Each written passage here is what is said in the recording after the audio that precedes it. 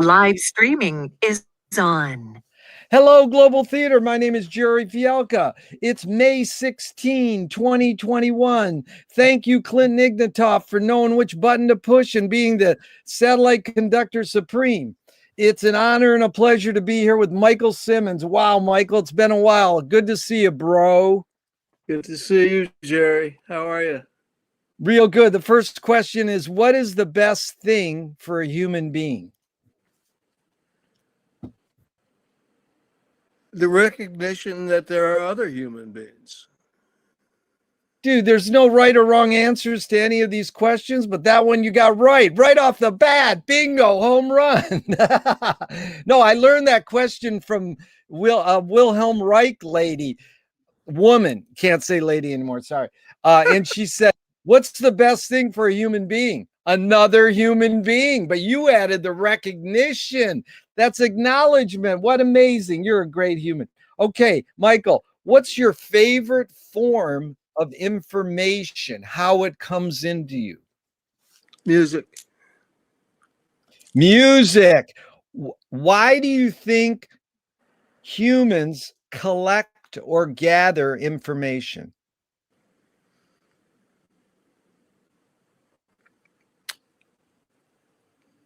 Probably survival. Yeah, probably. And is this need or want to collect information more innate or more invented? Innate. Yeah. And do thoughts create emotions? I'm glad you're cracking up. It's a big joke, dude. you know, you're not supposed to take it serious. So you're doing you've great. Interviewed me before, not in this format.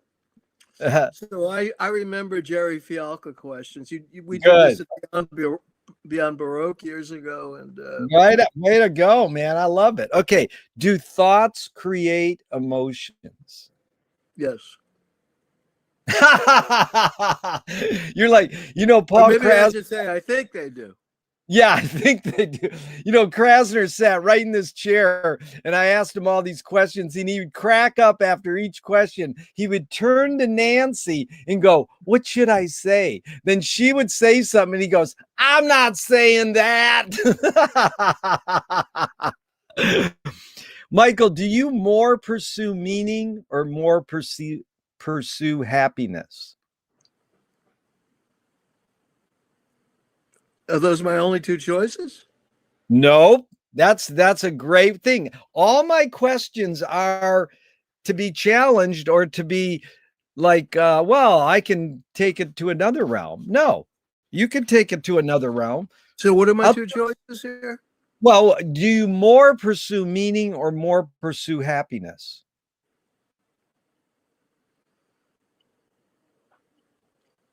Probably meaning. Yeah. Well, I got that question from Viktor Frankl because he said, like, if me and you split and have an ice cream cone together today, and we're sitting there and we're talking for an hour over an ice cream cones, the ice cream cone will end. The happiness of the taste and the sweetness ends. The meaning of our sharing the time could last forever. So that was right. Meaning creates happiness as well. Exactly. Not always, but obviously. Yeah. Yeah. Does the brain more detect consciousness or create consciousness? Is consciousness there bubbling and we're just detecting it, or are we actually creating it? Well, I don't think it's an either or question. I think consciousness does both. I think consciousness is always there, at least with some people. Some people increasingly appear to have no consciousness whatsoever, not to mention a conscience, but that's another issue. But, one thing we learned on acid, Gerry, is that there's all kinds of consciousness that we don't normally think about that's in there bubbling up. Right. Well, then let's take it a step further. What's the origin of consciousness? Where did it come from? Any guesses? No, I have no idea. That's like asking me, do I believe in God? Well, do you? No, but Yeah. I don't not believe in God. I'm a militant agnostic. Oh, militant. That is good. Okay, we're going to get back to that subject, but this is stay in order here since we're orderly gentlemen. What's faster, the speed of light or speed of thought?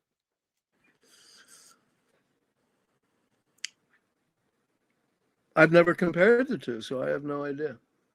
But I mean, your hunch, what would you think? Just our feel. I would think for most people it's speed of light. Speed of light. Okay. Now, For Fran Lebowitz, it's speed of thought. there you go. She's one of the quickest thinkers I've ever seen. It's uncanny. Quick wit. Quick wit. Beautiful. Audre Lorde, the poet, said you can't dismantle the master's house using the master's tools. Yvonne Rainer responded, said you can if you expose the tools. What new tool do you suggest?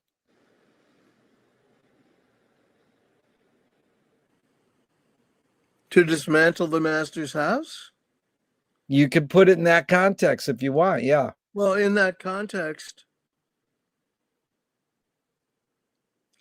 if the master loves his children, then use that ability to love to try to make the point that if he loves his children, he can love anyone. It's going to be very difficult. It's an uphill battle, but it's one option. That's beautiful, Michael. Where do you think you got that from? The way your parents raised you or on your own? That philosophy. Pragmatism. What's that word mean in layperson's terms? The ability to get something done, more importantly than getting everything you want done. 50 years ago, during the Woodstock Nation era, we thought we were going to be living in a utopia any moment. And we learned that history doesn't conform to our expectations or desires. But you keep trying, and you look for the most effective tools. Right. That's good. Yeah. Joni Mitchell talked about that in that great long interview a couple years ago from Canada. Hippies, yippies, and yuppies. And she says, yeah, and I'm a yuppie now too. And it's like, how do we cope and deal with all this? We let the hippies invent the internet, and now look what it's turned into. By the way, I think the internet and smartphones and technology are as great a problem as climate change, but that's a whole other issue. I don't know if you want to get into that. Well, we're gonna. You must have ESP because you anticipated the next question so well, Michael. Marcia McLuhan learned from Ezra Pound, the poet, that artists are the antenna of the race. They're broadcasting the hidden psychic effects of our inventions so that we can learn how to cope with what we don't like about them. So, me and you might have our different, we might say, well, I'm cautious about the internet and cell phones and I don't like, but we live in a cell phone and internet world. So how do we cope with it? We're coping with it right now. Well, we're using Zoom to have a discussion. You didn't even have to drive across town, and neither did I. We can see each other laugh and we pay attention. All my events are better on Zoom for a year than in live person for 30 years because everybody pays attention. They're looking at each other. And they didn't have to worry about traffic or parking spaces. So to continue this is the question that you anticipated so well is, so McLuhan said, well, if we can turn to the artist to uncover the hidden psychic effects of our inventions and then learn how to cope with what we don't like, why do humans still ignore the hidden psychic effects? Why do they ignore the artist revealing them as antenna of the race. Artists, filmmakers, writers, musicians are revealing these hidden psychic effects, but we still ignore the hidden psychic effects. Why? Well, most people are not artists. They may enjoy art. I mean, most people, for instance, enjoy music. They love music, but they're not musicians. They don't think like artists. And a large subset of the human race are greedy and want, the 1%, as they're now called, as my man Bernie Sanders and the Occupy movement dubbed them, the billionaires. They're running the show right now, and we're letting them. Yeah. Well, when I like that, another way to explain this question is how 2008 we had a financial crisis. And I would ask financial experts, so what caused the financial crisis? Was it this, or could it have been, and I suggest information speed up? And they go, no, it was greed. Or they'll say it was something. A few percentage of them would say information speed up could have contributed to it. But when they said greed, I said, well, aren't all humans greedy? What are you, the greed police? Who determines the greed, how greedy people can be? Well, who determines anything? I mean, I've got, as a wise man or woman once said, opinions are like assholes. Everyone's got one. So I have my own opinions on that. But to answer it in one sentence, I couldn't answer it in one sentence. You don't have to answer any of these in one sentence. You can tell anecdotes, stories, quotes, whatever. You don't have to answer the question. It's just jumping off points. Well, one thing, I mean, I'll go off on this semi-tangent. I'm using a MacBook Air to talk to you right now. Yeah. I've learned since being an Apple customer for 16, 17 years that Apple is evil. And what they do is they get you in its tentacles, and they keep changing stuff, whether you want it changed or not. And once you're in, they own a large percentage of your life, because most of my life is now contained in this box here. My writing, my music, a lot of stuff. Me talking to you now. And they set the rules. And I didn't know that they were going to do this. I had no idea, because I'm not tech savvy. And I didn't know that they were that nefarious. And, Apple controls my life to a degree that I never wanted it to. And if I'd known that was going to happen, I would never have bought an Apple computer. Yeah.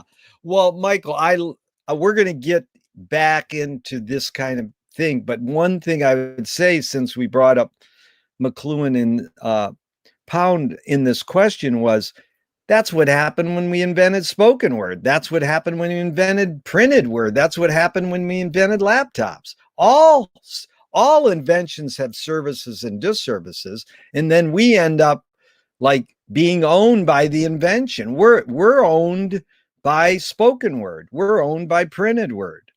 But not to the degree that we're owned now. Yeah. I mean, you can buy a book, but the book doesn't own you. I mean, Simon and Schuster doesn't own you. Apple owns most of my life at this point, or much of my life. Right, but if you were a big hotshot author on Simon and Schuster, printed word, but that's a contract. That contract can expire, and you can go to another publisher. The same thing with your laptop, dude. I'm not tech savvy enough to translate all of this junk into another contraption. I know what you're saying. I don't want to, we don't argue, but it's just sharing thoughts. So that was a good thought. I like what you said. Okay. Now, overall, your observations of humans, do you think, I know it's both and it depends. Do you think humans are more feeling beings or more thinking beings? Are we more head or more heart? Heart. Are you more afraid of old ideas or new ideas? Depends on the idea. Yeah. What do you worry about when you go to bed at night?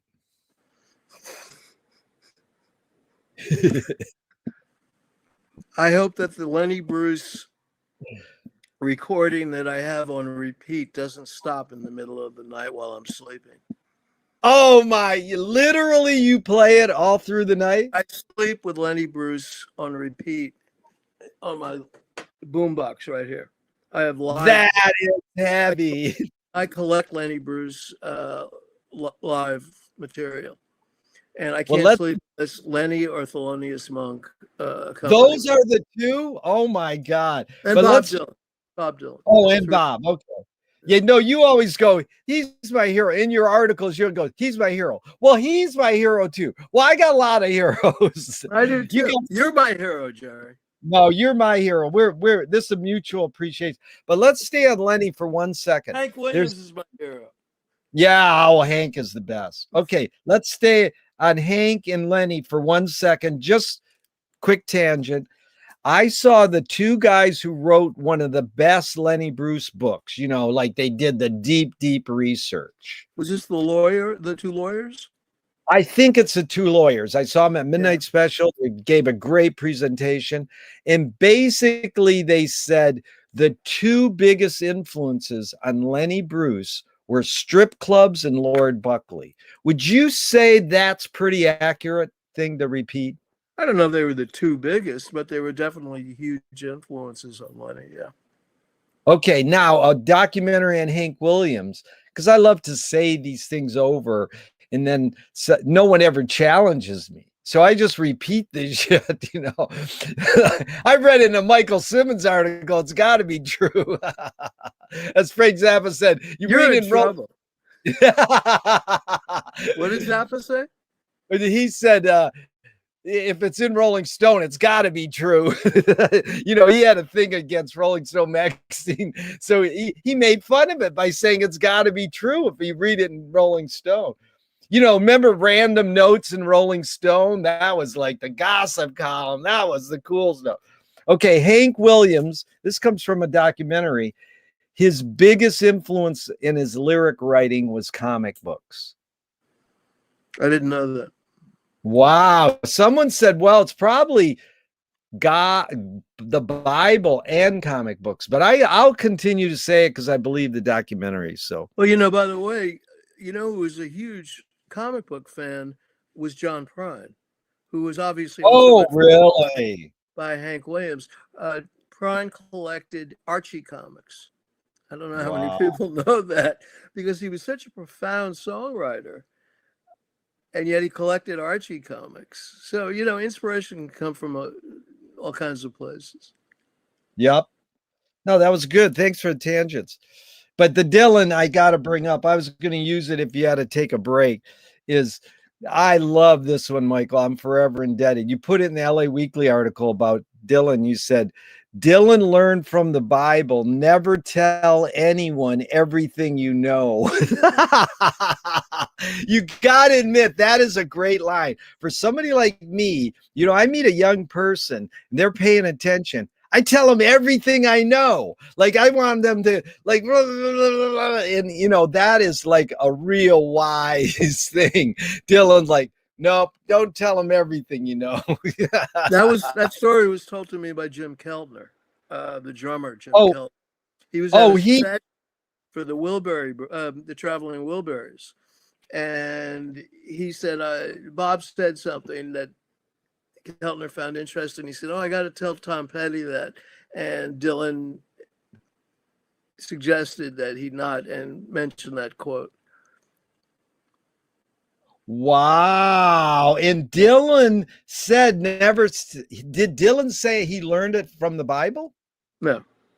Because it's in your article that Dylan learned that. Well, where did I get that? Dylan learned from the Bible, never tell anyone everything you know. You got it from the article. Was a oral biography that I wrote for the LA Weekly when Bob turned 70. So it was exactly 10 years ago, because he's about to turn 80. And Jim Keltner told me that story. Okay. I don't know where Dylan got that from. Right. But anyways, I'm going to continue to say Bob got it from the Bible until you say, Gerry, I looked up the article and I did not, because I want you, if you can, reference it, but it's no big deal. I like to mess up quotes, because then people tell me, oh, you didn't get that quote right. And I go, oh, okay, thank you. Because then it keeps the quote in the stimular mood. See, people, they lay back on quotes and say, well, this quote says this, like it's some wise, all-knowing saying. And I think the purpose of quotes is to reword them, to take them one step further and, settle in what they teach you, but you don't have to just leave it there. I'll give you a good example. Warhol said, in the future, everyone will be famous for 15 minutes. Bob Dobbs says, no, in the future, everyone will have privacy for 15 minutes. And the rest of the day, they won't have privacy? Well, it's just a rebooting of, cute little quips, Okay, Michael, can you conjure up your earliest memory ever, or one of them? Yeah, one of my earliest memories is playing in Riverside Park in Manhattan. When I was born, my folks lived on 79th Street and Riverside Drive. And I remember playing in the park with a little girl and my mother and the girl's mother. At the same time, I remember coming out of the bath with my mother. My mother was drying me off, and my father was sitting on the side of the bed, and he had a bandage wrapped around his wrist. And years later, I asked him, why would you have had a bandage wrapped around your wrist at that time? And he said, because I had gout and the doctor told me to wrap it in an ace bandage. Why I remember this minutia, I don't know, but I do. That is good. How do you spell minutia? M-I-N-U-T, I think it's I-A-E. I'd have to look it up. That's a good word. Okay, now, Michael, is memory more a curse or more a blessing? It can be both. I don't think it's one or the other. It's mostly a blessing. Yeah. Tell me, please, someone in your immediate family who made an impact on you, was sort of a role model, and what specifically you got from them. My uncle Joe Derise, D-E-R-I-S-E, you can look him up, was a singer, a songwriter, a producer, an arranger, a piano player, a guitar player. And he was like the hippest older relative that I had. And I loved him dearly. He was also a really sweet guy. And the music part of him, the musician part of him, was a huge influence on me. And the fact that he was a kind man and a giving man at the same time helped the musician side of him. It drew me to him personally. Beautiful. That was well done. Now, outside your immediate family, same question. Anyone who made an impact on you, role model early in your life, and what was that impact? There's a lot of examples. Allen Ginsberg. Okay, let's go with Alan. What did you mean? You personally knowing him, or just No. just reading him made an impact on you? Just reading him. I met him. I got to know him a little bit many years later. But when I was about 10, I bought Howl, the little City Lights pocketbook edition that everybody had back then, Gerry. I'm sure you did too. Yep. And I memorized much of Howl at the age of Wow. 10. And what do you think you got from Alan? What's the impact? Summarize sort of what you got from him. Freedom to use words, free thinking. There are two phrases that you rarely hear anymore. One is free thinker, and the other is nonconformist. I never hear those phrases. When we were young men or kids, you and I, Gerry, we heard those phrases all the time.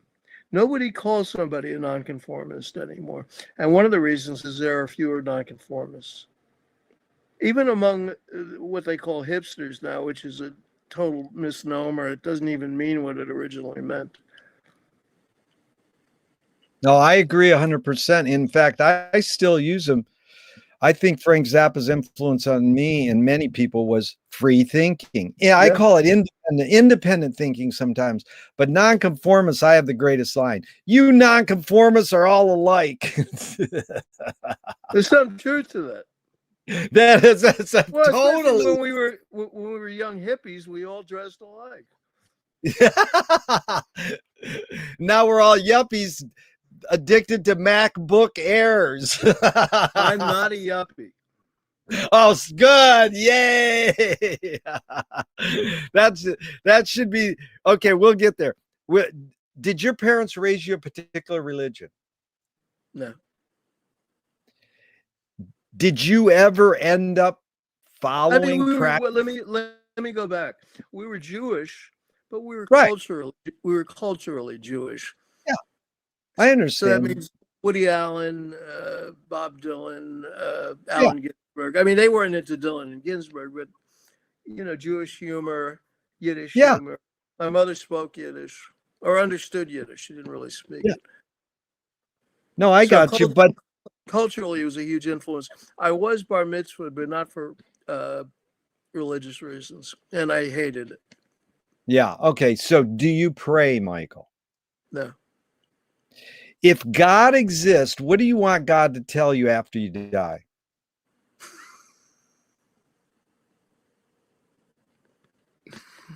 You get to do it over again.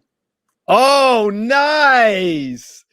Michael, do evil people exist, or does evil use people as a vehicle?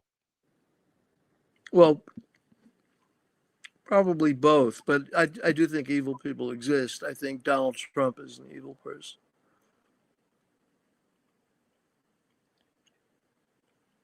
This question, I'm going to follow up with a few modern thinkers' thoughts, some free thinkers. The question is, how do you advise someone to deal with an enemy? Alan Watts says, if you acknowledge your enemy, you empower them. Coppola stole from the mob and the samurais. Keep your friends close and your enemies closer. JFK said, forgive your enemy, but don't forget their name. Fellini says, I need an enemy. Walt Whitman says, I no doubt deserve my enemies. And Chinese proverb goes, he who cannot agree with their enemy will be controlled by them. So it's a lot of thoughts. The basic question is, how do you advise someone to deal with an enemy? But first, how would you address the Alan Watts, just to start off? If you acknowledge your enemy, you empower them. Well, I don't know how you not acknowledge certain people. There are gray areas in all these questions, and it's situational. It depends upon the person. It depends upon the situation. There's no black or white answer to these questions. You'd have to give me an example. Well, then if would you say Trump was your enemy? Yeah. Well, then how do you deal with him? Well, since January, thankfully, I haven't had to deal with him very often. I mean, I read about what his sheep-like followers are up to, but I don't know Yeah. that much about what Donald Trump is up to, and I try not to think about him except within the context of what his followers are doing. But I'm saying in the 4 years, how'd you deal with them when he was? With an elevated blood pressure. Elevated. Now that is specific. Elevated blood pressure. Was that effective or not effective? Well, I think I shared that with enough people to swing the election. Oh, so you mean you flipped it and used it to No, I didn't flip the election myself. no, But no, no. I mean you flipped having elevated blood pressure to a positive thing and voted him out. Is that what you meant? I'm one of millions, yeah. But yes. Yeah. Michael, James Joyce was the first projectionist in Dublin. He had his own movie theater about over 100 years ago. He checked out. He said, "This is stupid. Why should I go inside a building and see a movie of a tree when I can go outside and see a real tree?" Years later, Faulkner said, "Sometimes the best fiction is more true than journalism." Why do we have to recreate things in order to get them? Why do we have to go to a theatrical play of people acting out life? Why don't we just live life? Because a movie or a play is not just a recreation of a tree. It's a form of storytelling, and human beings have been telling stories since the beginning of time. And do you think storytelling is more innate or more invented? I don't know. Certainly, every story is invented to some degree, but a lot of them are borrowed, or parts of them are borrowed or stolen. I don't think there's an either or answer to that question. But I'm saying, I'm not talking about the content of the story. I'm talking about the need or want to tell a story. Do humans have that in? Like, we eat because it's innate. We have to eat. Do we tell stories because it's hardwired in us, or did we invent storytelling?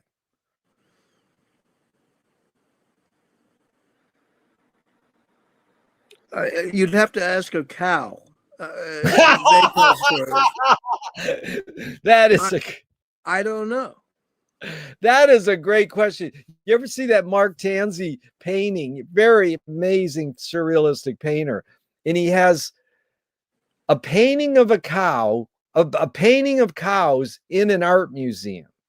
And there's like some docent, art historians standing around. And then there's a cow in the art museum looking at the painting of the cow. They're like, should we ask him if he can see the cow? Well, supposedly, I think cats look in mirrors, don't they? We observe animals. This is my opinion of this. We observe animals, but we mostly anthropomorphize human words onto animals. So when that puppy looks you in the eye and you go, "My puppy loves me," it's like they might not have a word for love. They might just go, "Dude, go to the store and get me some food and put it in my thing." That's what my eyes are telling you. We don't know dog language, and all these people who talk to dolphins and chimps, they know this in the long run. They're just teaching them these habits. It's not really human language they're learning. Well, when a dog hops in your lap and falls asleep and looks comfortable, the general message, I would think, is that the dog has some affection for you. Of course, but again, you're anthropomorphizing that they have comfort and affection in their vocabulary. They might Well, not next have. time a dog hops in my lap, I'll ask it.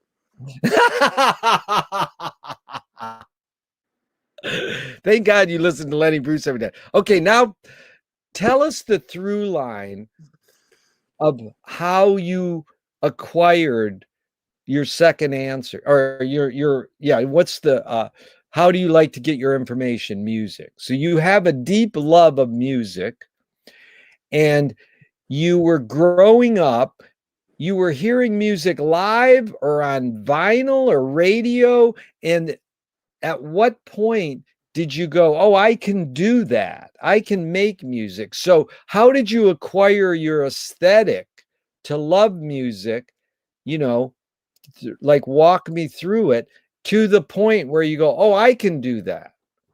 Well, the first, obviously, like all kids, I sang songs when I was a kid. But the first creation of my own music, I was inspired by Bugs Bunny cartoons when he would conduct an orchestra.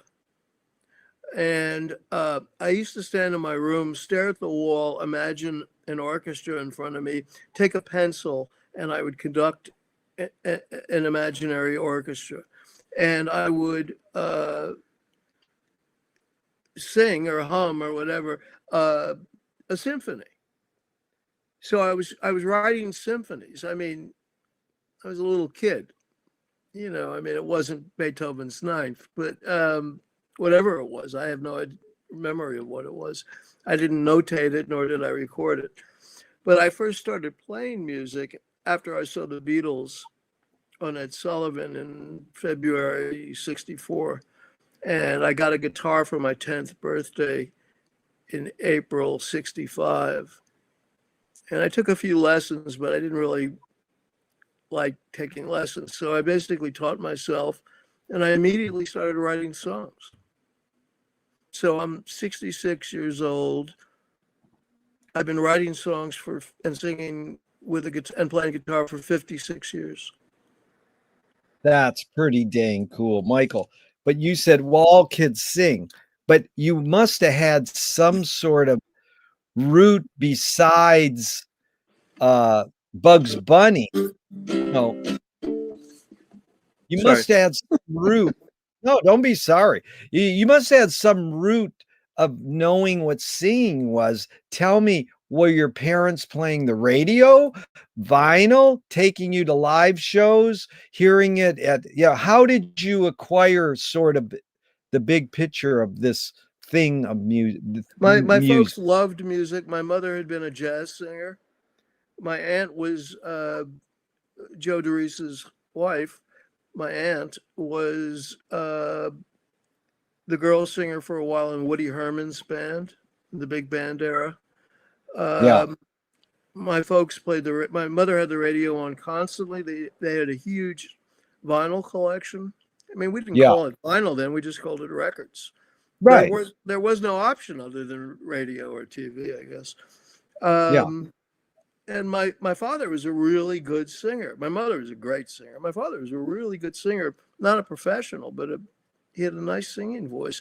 He used to sing the song that my father produced the movie Animal House, and many years later he put this song in. But he used to sing it to us as kids. I gave my love a cherry that had no stone, and so I remember him singing that to us. My mother used to sing My Funny Valentine and those kind of songs. There was always music in our house from my earliest memories on. Really well put. And so I gave my love a cherry. You know who is that? Who wrote that or performed it? Well, in Animal House or in life? No, the original. Yeah, I'll look it up, but I just thought you might know. I don't know. I don't remember. Yeah. And so back to Bugs, very important influence for us all. Go back to Bugs. Bugs was my original hero. Yeah, talk about free thinker, nonconformist. I mean, what an amazing character. Exactly. But more so, you're seeing him on a big movie screen. Why is that? Too. A what? A wise ass. Oh, total wise ass. Yeah. And great sidekicks with him. Okay, but did you see Bugs more on TV or more in the big screen or both? I mean, suss out TV. more on TV. Yeah. Okay, so a screenwriting teacher told me great art or great film, great music is when you can clearly see the intention of the maker. Kubrick says the opposite. Great film, great art, great music is when you can clearly not see the intention of the maker. What role does intention play in your creative process? Again, it depends upon it's a case by case answer. Well, just the case by case, put it in context. Just say for this song or this feeling, or give me a little sense. Well, a lot of Dylan's 60s stuff, say from Blonde on Blonde or Highway 61, had multiple meanings. It had levels, it had layers. I don't know what Dylan's intentions were. No, I'm All saying I know is my response to them. But I'm saying for you writing a song, you've written songs for 50 years. When you write a song, take one and talk about the intention behind it. Is there intention or not? Or what's your best song you ever writ, or one of them? God, I couldn't answer that question. Well, one song you're happy with.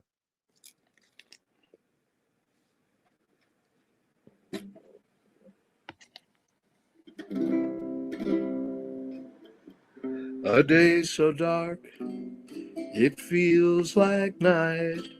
Sunshine is black, the moon is bright. Sky is cloudy, I can't see the light. This time she left me for good. A tear fell from my baby's blues. She had to leave. She had to choose. And now she's gone. So what's the use? This time she left me for good. Now that song came because a friend of mine said to me, I've got a line for you. And I said, what is it? And she said, a tear fell from my baby's blues. And I said, okay. And that one line led to this song. By the way, I'm rusty and I didn't expect to be singing. So what you just heard is not me at my best. Michael, that was beautiful. Don't worry. I loved it. Now, what's the name of that song? I'm not even sure I ever gave it a name. I guess this time she's left me for good. I don't know. No, that's good. So what year about did you write it, or how many years ago? Early 80s, I think. Early 80s. So was there intention? What was the role of intention in writing it? There was no intention. The intention was to create a song around that one line that my friend gave me. That's what I'm saying, is that everything is case by case. That in this case, that song came out of an exercise. Can I write a song based on one line? There's more to this. I mean, and I didn't sing it all, but I just wanted to sing that one line to show you that a one line in the second verse is how I wrote that song. So yes, there are songs that are about things in my life. They're biographical, or they're about people, or they're about situations. Let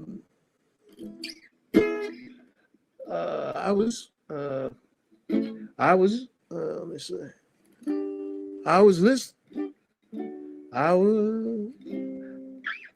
I was listening to music this morning, simple 3-chord songs.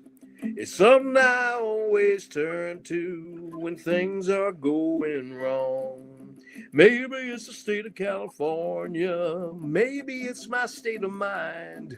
But so far, I just ain't found what I came out here to find. What I came out here to find. I'm so far from my homeland, 3,000 miles away. Stuck in Hollywood, removed from reality. Lost in LA. Stuck in Hollywood, removed from reality. Lost in LA. Now that's only part of the song. But for instance, that song came, I remember where I wrote it. It was about 88, 87 or 88. And I wrote it because I was sitting in an apartment in Hollywood, missing New York terribly. I'm still sitting in an apartment in LA and missing New York terribly. I hate LA. And I wrote that song, Lost in LA, as a expression of my loathing for Los Angeles. Now, I'm trying to show you that it can be different reasons for different songs. I got you. But what I would sum it up is, what role does intention play in your creative process to express your feelings? Oh, I see. Okay. Yeah.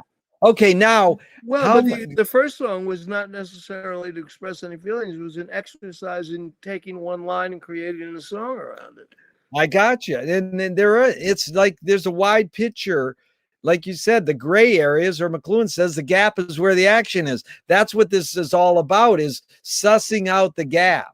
Of course, all my questions that are either or, it depends, but you can go off into any tangent you want. Now, Duchamp said there's no art without an audience. When you wrote Lost in LA, that song you just played beautifully, thank you. Did you think of your audience while you're writing it? Does the audience play a role in your creative process? Do you think of them? Not at first, no. Yeah. No. I wrote that song purely as an expression of my feelings about Los Angeles. Yeah. Okay, so if everything humans invent extends some humanness, like clothing extends our skin, knife and fork extends our teeth, the shutter in a camera extends our eyelid, what does the guitar extend? What humanness? The music that is innate inside of me. It's a form of musical expression for me. Right. And anybody else who plays guitar. And that's true for any musical instrument. Right. Okay, well, let's stay on music for a second here. This was good. What's the function of music?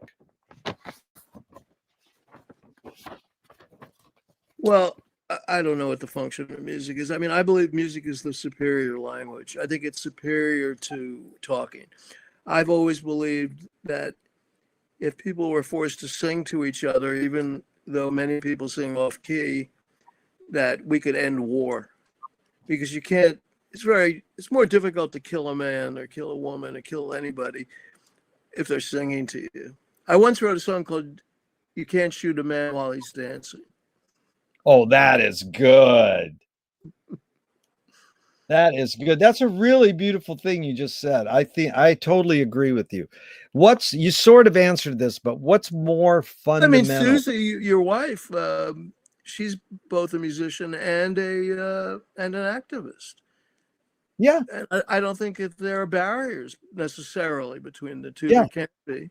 And not all political music is good music. Yeah. But some of it is. Yeah. And so what's more fundamental, language or music?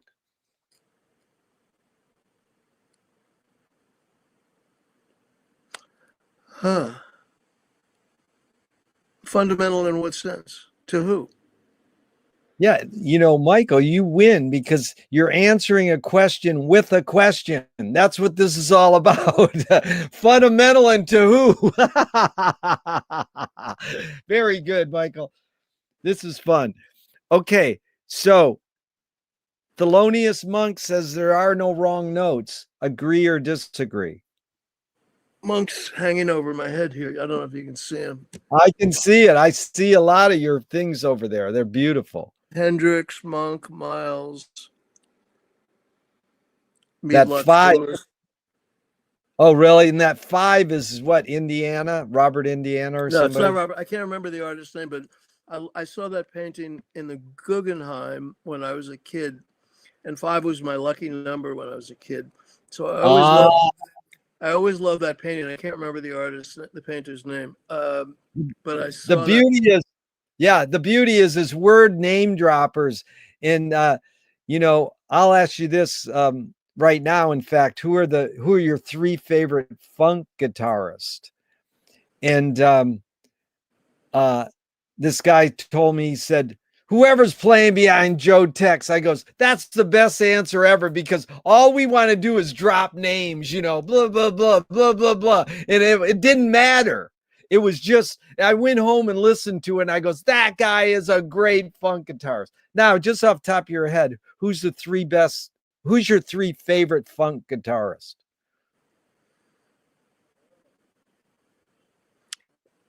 I don't know. Steve Cropper would be one. Okay. Funk guitarists. Little Beaver would be one. All the cats who played behind James Brown. Yes. Perfect. Jimmy Nolan. But Little Beaver, I don't know this Jimmy guy. Nolan, yeah. But who's Little Beaver? I don't know him. He's a funk guitarist. He played, did sessions. Wow, I'll look him up. See, that's how I learn. So now back to the Monk quote. Monk said there are no wrong notes. Any comment? I know that quote. Yeah. But what do you think of the comment? I mean, what do you think of the quote? Well, he meant he was responding to people saying that he made mistakes when he played. And because Monk has a very distinctive style where he allows what some people might call mistakes or the wrong note. And Monk plays everything. Everything is intentional with Monk. And his definition of correct is different than other people's. That's one of the things that makes him a genius, a maverick, different, an outsider, nonconformist, free thinker, the 2 phrases we used before. Okay, very good. My friend says the 3 T's of music are technique, theory, and taste. You can learn the technique, you can learn the theory, tell you what you're in the G of key, but how do you learn taste?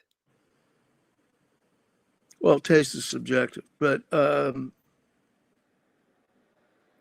do you learn taste? I don't know. Stick something on a fork and shove it in your mouth and see if you like it.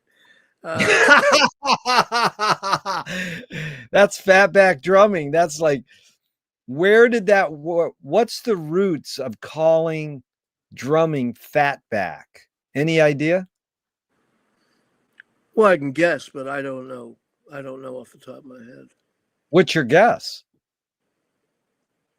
It sounds fat and it's behind the rest of the band. Very good. Tell me an instrumental that makes you laugh. It can't be Spike Jones. Someone else. Funny? An instrumental that makes you laugh. Because it's funny? Well, if you laugh, you're having a physical feeling reaction. Yeah. Some music, some instrumental that makes you laugh. No words. I can't think of one that makes me laugh per se. I can think of many instrumentals that make me smile, that make me happy. I was just recently, I was listening to Lonnie Mack's guitar instrumental version of Memphis, of Chuck Berry's Memphis. And that's an instrumental that makes me very happy. It makes me smile. Very good. That's it. That's all. Smiling's good. Yeah. So a poet said that poetry is outing your inner dialogue. Everyone has this language going on inside their head or something inside your head. What language is your inner dialogue in? What form is your inner consciousness in? A lot of it's in music.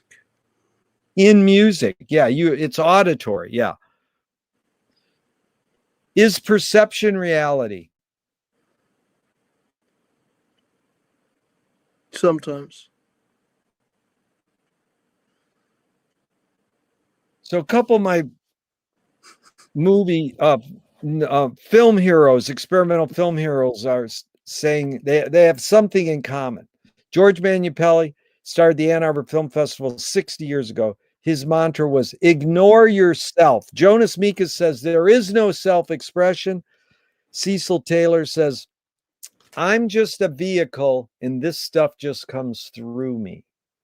Is music making, art making more self-expression or more whatever dominant technology or culture is present? I know it's both, but what do you sort of more lean towards? Not you, but your answer. What do you sort of think it's more? Self-expression or vehicle? I don't think you can put percentages on these kinds of things. Can art making be egoless? Can music making or art making be egoless? It can be more egoless, but you can't create without the ego, because the art is coming through your personality, and that requires an ego. Was Freud right?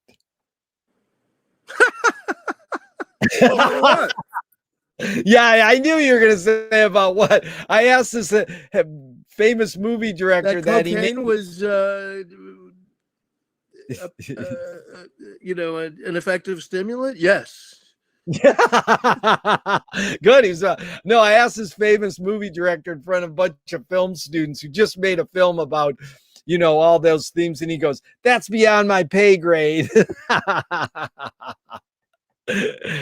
Why is it so difficult for humans to consider the possibility that life may be pointless? I'm not saying it is. I'm saying, why is it so hard for humans to consider the possibility that it might be pointless?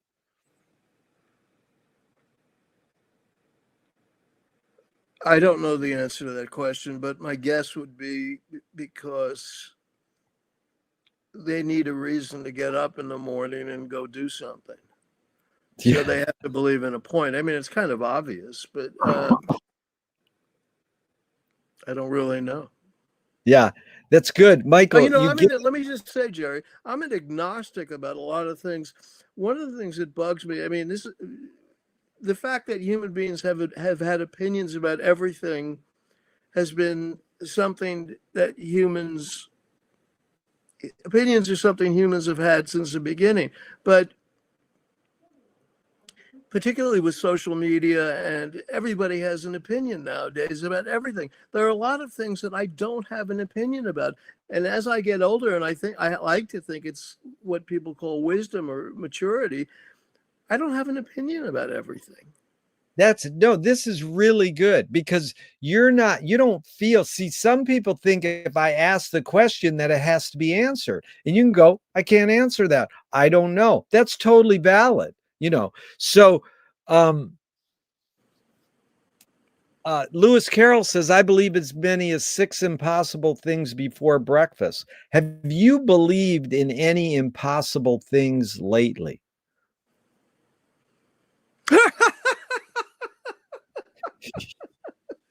Yes. Tell me one. Well, that I know for a fact is impossible? Well, yeah, in any context you want. Just, yeah, you can put the parameters. I tend to doubt whether I'll ever be able to move back to New York City, which is my dream. Wow. That's cool. There's a few others.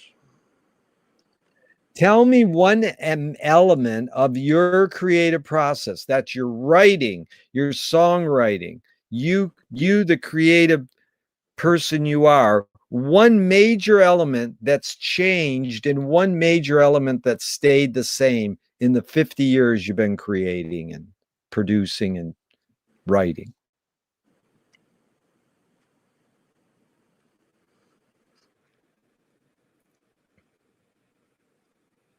Say that again. One major element in your creative output, in your creative process that stayed the same, and one that's changed in your decades of doing it. Well, the one thing that stayed the same as far as my music is that I'm forever rooted in the roots of American music. That's something Great. inside of me. I Yeah. can't, nor do I want to, nor do I even think about changing that. Yeah. What No, that's I'm sorry? yeah, that's perfect. Now, that stayed the same. One thing that's changed in 50 years.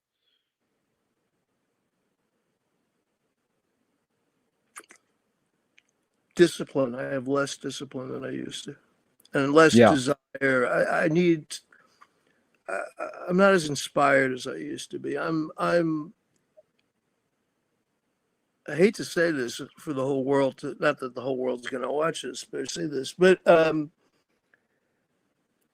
am not optimistic about, in some ways, I'm not optimistic about, in the short term, certainly the human condition, but I guess in other ways I am an optimist. The late, great Thule Kupferberg said to me in an interview before he died, it was the last interview he ever gave. In fact, I used the quote in my obituary for him, that in the 50s, we never thought that the 60s could have happened. So there's always hope. That's a great quote. There's always hope. Yeah. And so, Michael, beautiful. I've read that and I like that. And I appreciate you repeating it. Moshe Feldenkrais works with healing and movement. He says it's literally possible to identify a weakness and incorporate it to become a strength, rather than we're normally taught to overcome a weakness. Tell me a weakness that you've turned into a strength.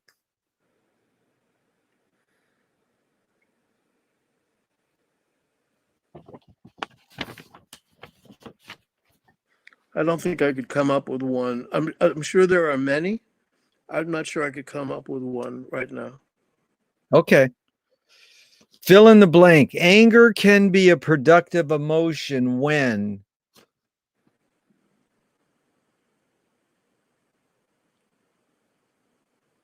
it's directed at somebody who you might be able to change, or a situation that you might be able to change. I'm a firm supporter of, I don't know, Black Lives Matter, among other causes. I was a member of the Democratic Socialists of America, though I recently quit. And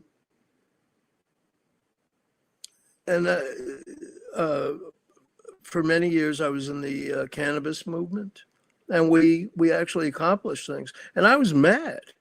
Anger is what motivated me in my own activism. And we did make progress on some fronts. I wasn't involved in the gay marriage fight, but nor did I. Was it at the top of my list for things that I cared about? Although I supported it, and we got it. We got gay marriage, and we got legalization of cannabis in several states.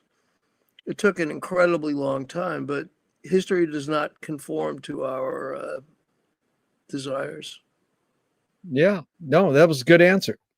Jonathan Swift compared satire to a mirror in which people could see every face but their own. Can satire be destructive?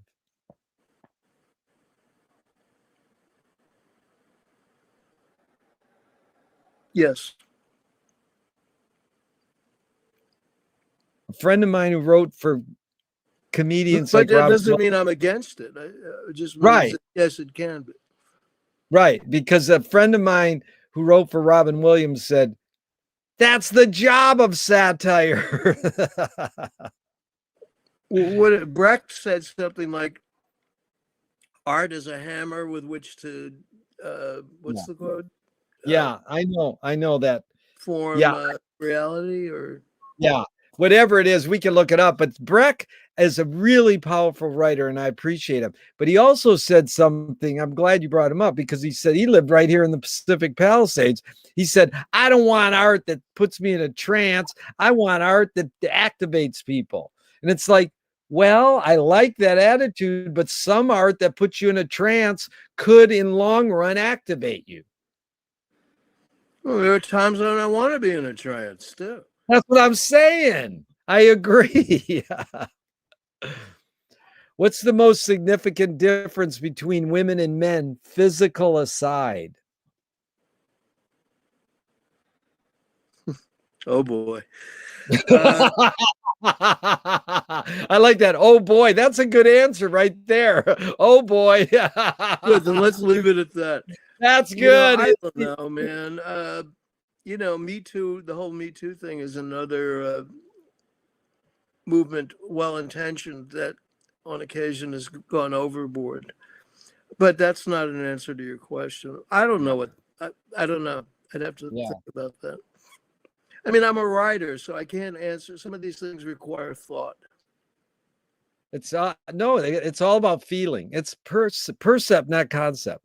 Okay, one creates what one resists. That's a saying. Bob Goldthwait morphed it into you are what you hate. James Joyce said, it's a curious thing how your mind is super saturated with the religion in which you say you disbelieve. And Louis Buñuel nailed it. Thank God I'm an atheist. How do you react? How do you react to this thought? I'm not saying I agree or disagree with it, or you should. You create what you resist. Not you, but one creates what one resists. How do you react to that thought? Well, I don't know, but I'm sure I've been guilty of that. But for instance, my team, the left wing, however, whatever one wants to call it, often becomes the oppressor. Yeah. Even though it's supposed to be fighting the oppressor. Yeah. Yep. Well, that's Cherokee say your enemy's your best teacher. You know. Michael, how do you find peace of mind?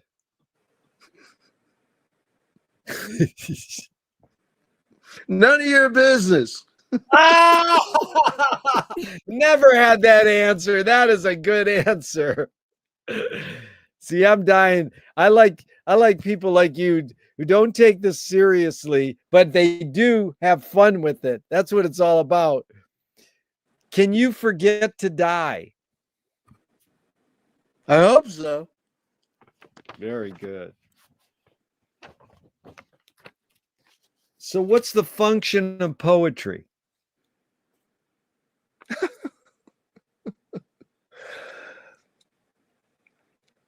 An outlet for poets. Nice. Well, I'll go along with Gary Snyder and see how you think. My task as a poet entails the work of seeing the world without language, then bringing that seeing into language. What do you think he means? Yeah, but what do you think he means by that? What does it mean? What does it mean to you, not to him? Yeah.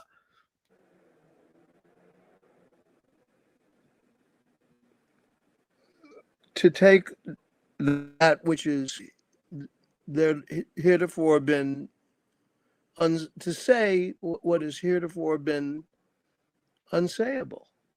Nice. Boy, that's like a poem. Now, Leo Bersani studied Mallarmé. He's one of my favorites. You know, Mallarmé's the symbolist.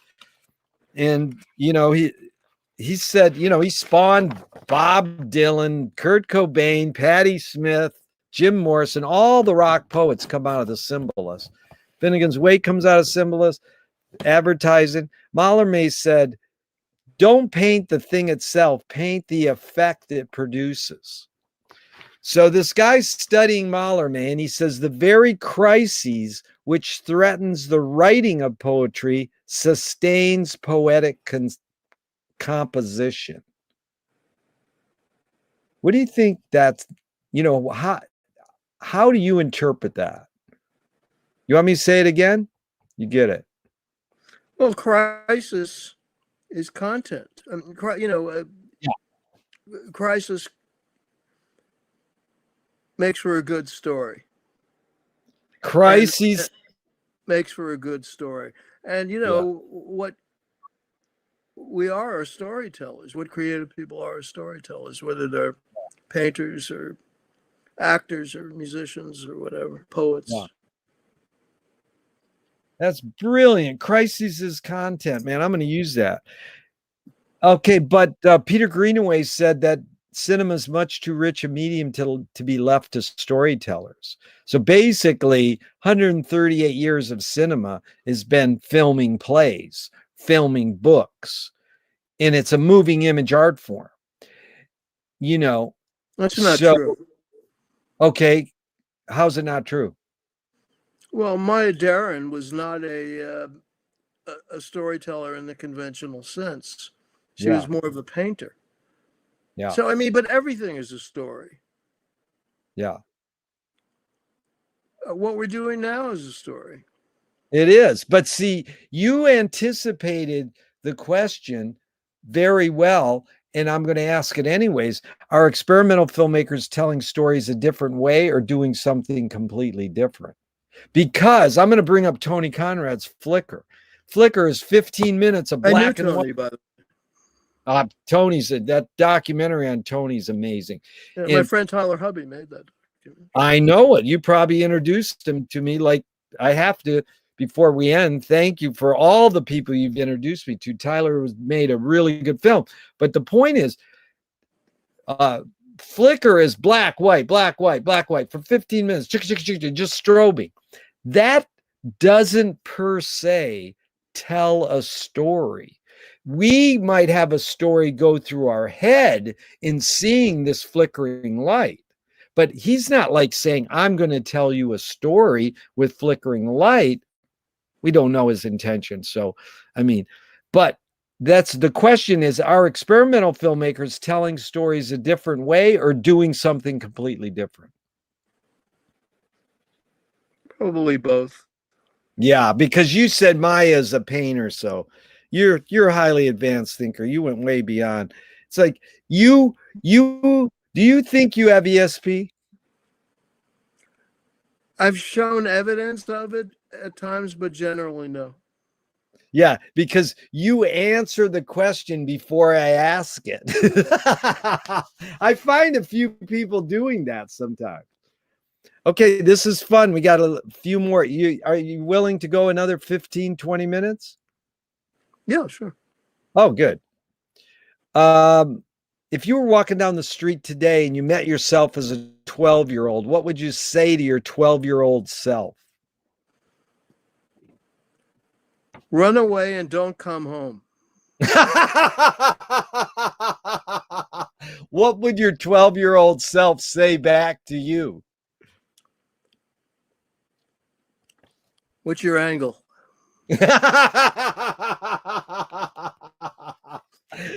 Were you a smart ass kid? Yes. Did you get it from Lenny? Wait, see, people our age don't usually get I Lenny. got it from Bugs Bunny. Oh, that's right. You got it from Bugs. Because most of us didn't get like Lenny or Lord Buckley or even the Marx Brothers till college. No, we weren't really.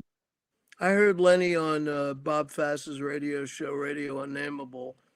At what age? 10 or 11. Oh my God, that's good. Yeah, because I was hearing. Yeah, sorry. No, go ahead. The first Lenny bit that I remember hearing, I don't know if it was the first bit, but was his parody of LBJ trying to say the word Negro without it sounding like you know what. A word that we're not allowed to say anymore. Even within the context of being critical of it, we're not allowed to say it. No, there's a great USC professor who's written. Anyways, that is brilliant. I mean, we should just do a whole session on Lenny. That's amazing because how important that. So yeah, because a lot of us. Well, did you get Lord Buckley at that age or later? No, I heard Lord Buckley a few years later, but Yeah. not long after. I was, you know, I was one of those precocious kids. The first, when the Sunday New York Times, you know, I grew up in Manhattan, so when the Sunday New York Times would come every week, and from the earliest age, I was the one who grabbed the book review. It fascinated me, the book review. I was fascinated with stuff like Grove Press. I wanted to know who all these dirty writers were. You know, the name of the book, Naked Lunch, fascinated me. It brought up all kinds of libidinal thoughts in my head, and I wanted to know what it was, and you know, you turned out to be a mainstream hipster writer because of that, Michael. No, that was a joke. Sorry. You mainstreamed all that great stuff for us. Thank you. So this was good because I sort of got that a little later. You got it 10 and 12. I got it probably 14, 15-ish from Jesse Crawford playing Lost in the Old Zone again by the Commander Cody in Detroit radio and the MC5 and the mother. So he was playing that stuff. I didn't have like a Bob Fass in Detroit, but we had some good music coming through. Brother J.C. Crawford, I remember. Yep. Kick out the jams, motherfuckers. Yeah. Okay, what's the difference between rights and responsibilities? Literally? Any context you want to put it in.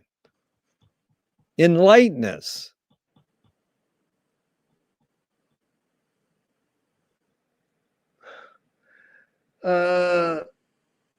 Well, as Americans, rights are what are enumerated in the Constitution. Responsibilities, you know, it's not enumerated in the Bill of Rights that you should treat people kindly, but that's a responsibility. Nice. Is that innate in humans or learned? Treating nice, treating others nice.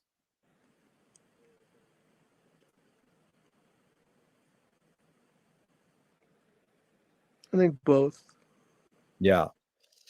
What's the difference between rebellion and revolution?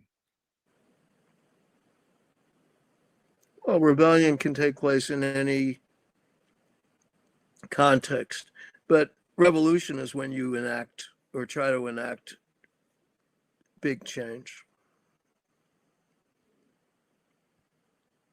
Rebellion is a smaller revolution.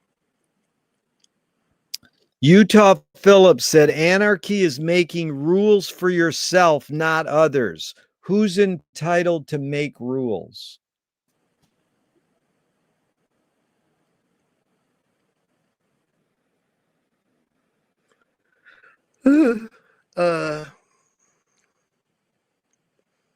Well, in a democracy, theoretically, the people, but that's only in theory, since we don't really live in a democracy.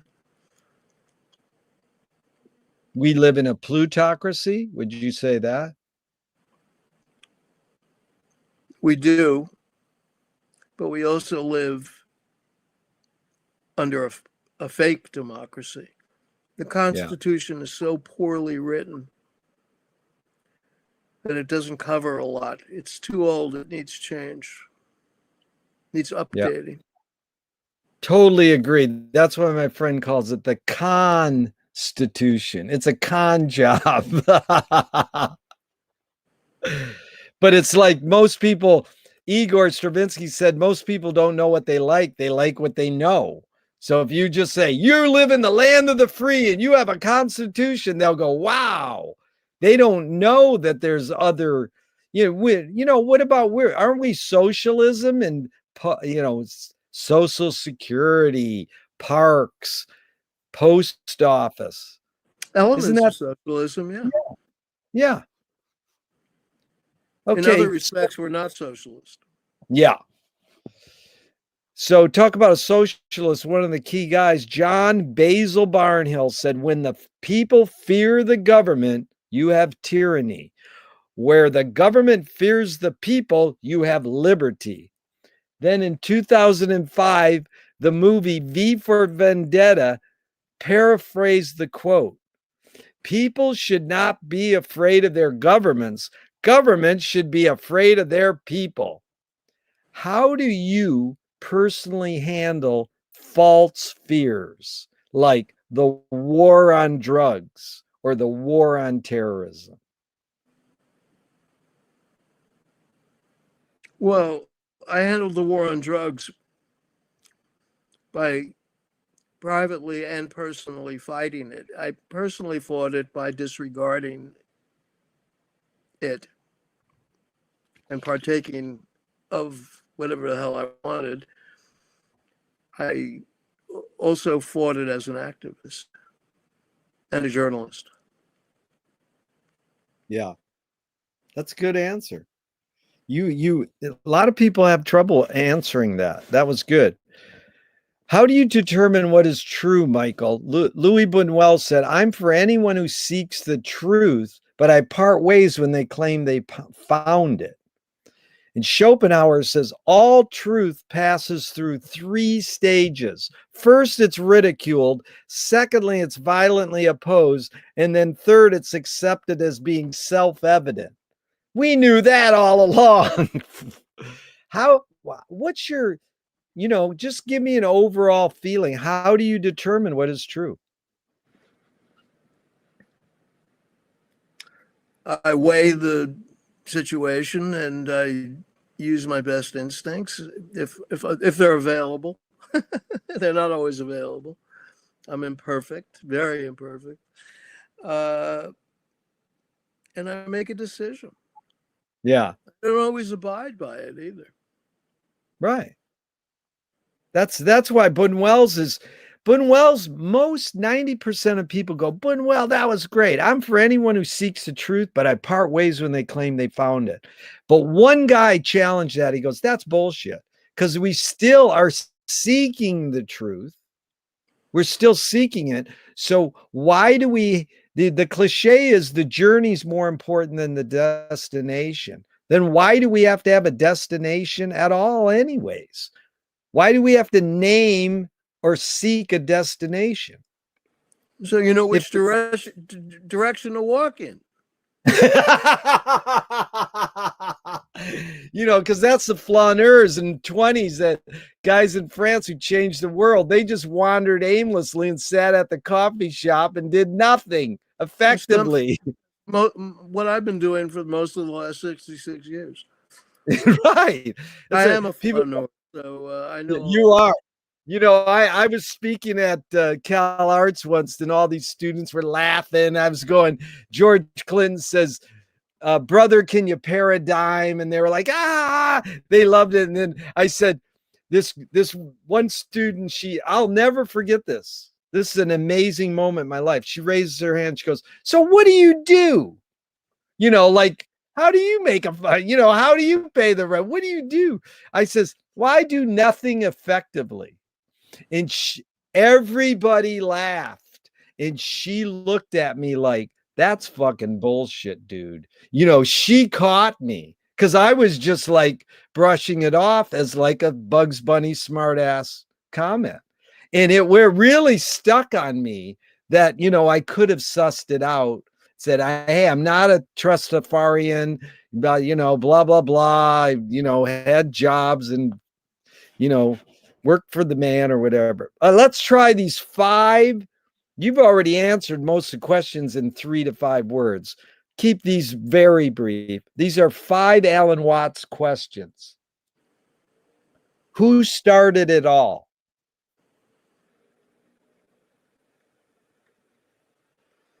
For me, my mother and father.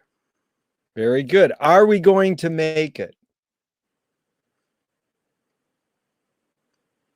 I'll tell you later.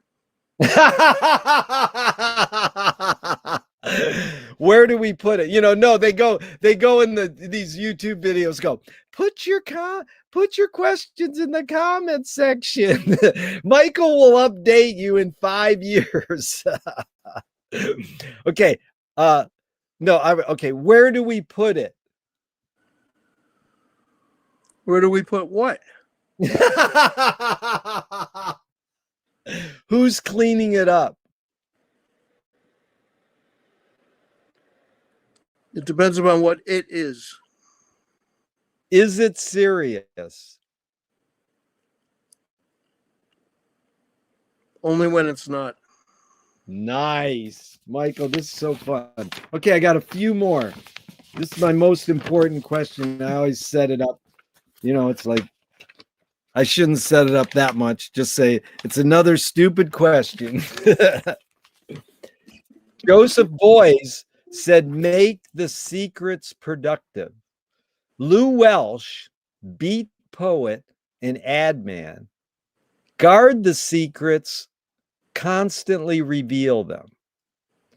Thornton Wilder in 1928 said, art is confession. Art is the secret told, but art is not only the desire to tell one's secret, it's the desire to tell it and hide it at the same time. You've laid your cards on the table for 90 minutes. It's been fun. You really got what I do in this series. What's it? I'm not insinuating that you haven't done that in this time together. What's it really all about for you, Michael?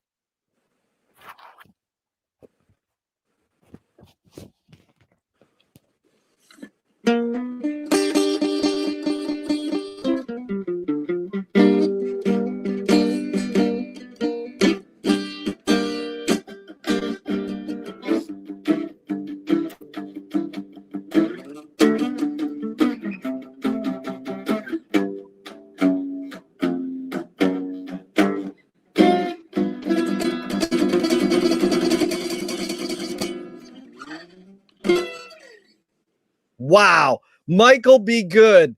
That is one of the most beautiful answers I've ever had to that question.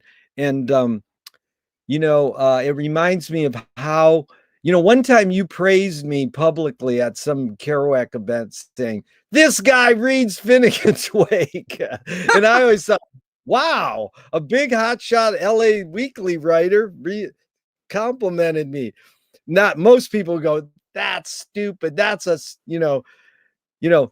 wrote the greatest book ever, but with the Wake, he went a little too far. But guess who wrote that song you just played is total Wakean, total Finneganese, is Chuck Berry, simply in one word, motivating.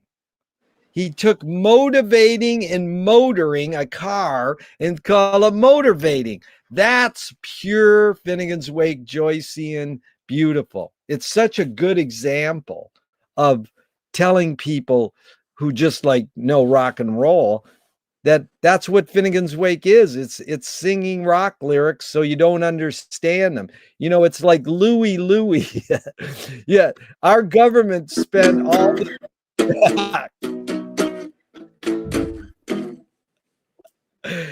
our government paid these guys to sit in an office with shirt and tie and listen to Louie Louie and see if there was dirty lyrics in it.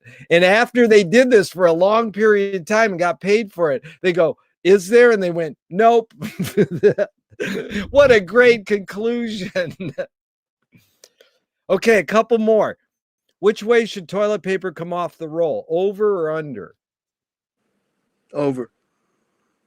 Why? Because that's the way I've been doing it for 66 years, and I have no desire to change it.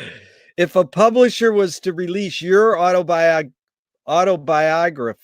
off the top of your head, what would the title be?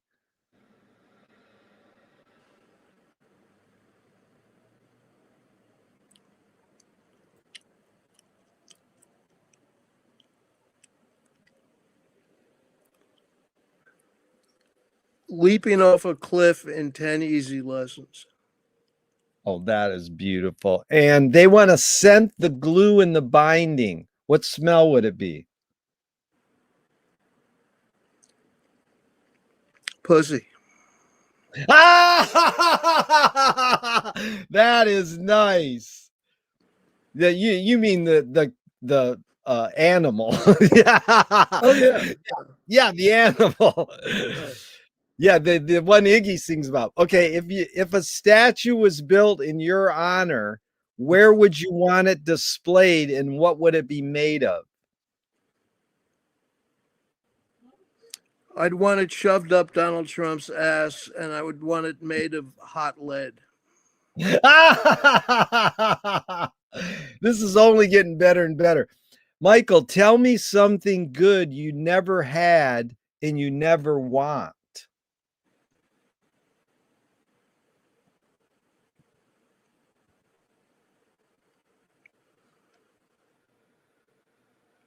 A statue up my ass with made of hot lead. I don't know.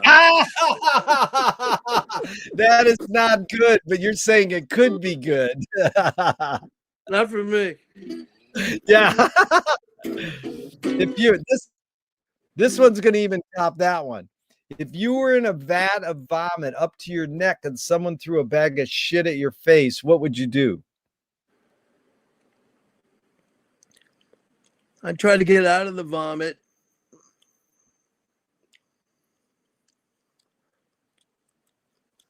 And find the guy who threw the bag of shit and kick the shit out of him. I don't know.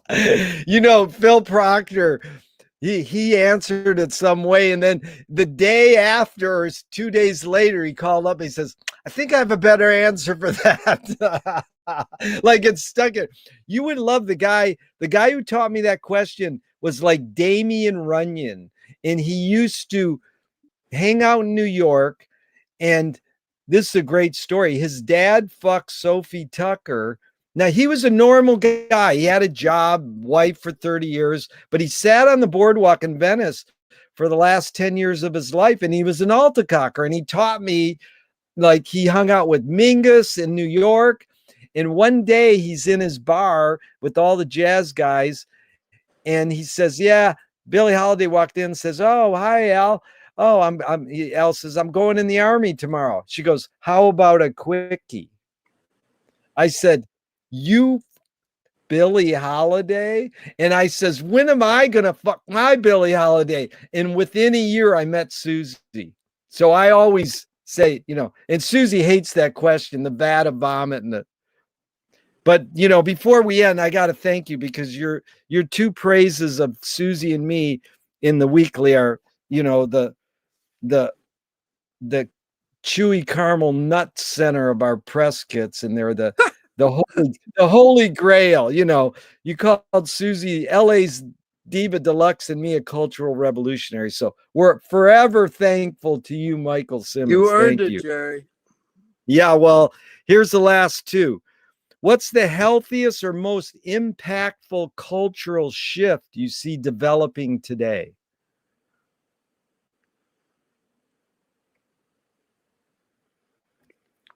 The fact that there are many things I don't like about young people, but the fact that they're more politically progressive than any generation in American history is very encouraging.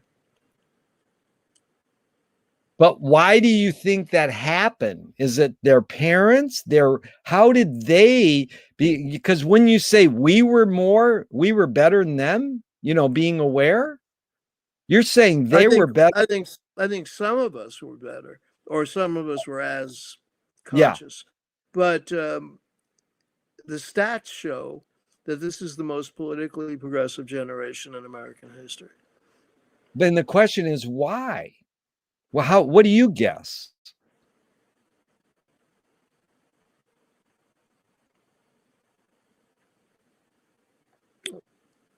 I don't know the answer to that question. I don't know. They're more fucked than we were, so they're saying let's do something. Are they more motivated? They are fucked. They don't even know half the reasons why they're fucked. they're completely complacent about technology, for instance. And technology has a lot of terrible things about it. And that part they are blind to, that issue, that problem. Yeah. But they're very aware of racial problems. They're very aware of being open-minded about gender and sex and sexual preference. Yeah. They think people ought to be taken care of. They think people ought to get health care as a right. Yeah. Bernie's campaign was sustained by young people, young activists, young voters. Yeah. So in that respect, I'm hopeful. Yeah. Really well put. Okay, last question. What gives you the most optimism, Michael? Didn't I just answer that question?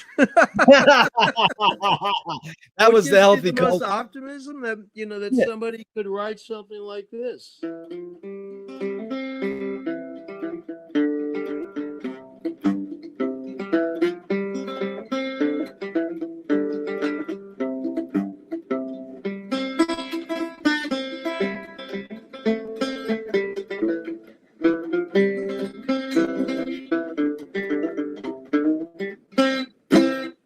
Wow. That human beings are capable of writing something that just simply pretty. Who wrote that? What's the name? That's Mother Maybelle Carter. That's Wildwood Flower. Oh my God. What a way to end this time together. Thank you so much, Michael Simmons. I love you. You're truly got what this was all about. I had a ball. Thank you, Gerry. Thank you for inviting me and having me. Yep.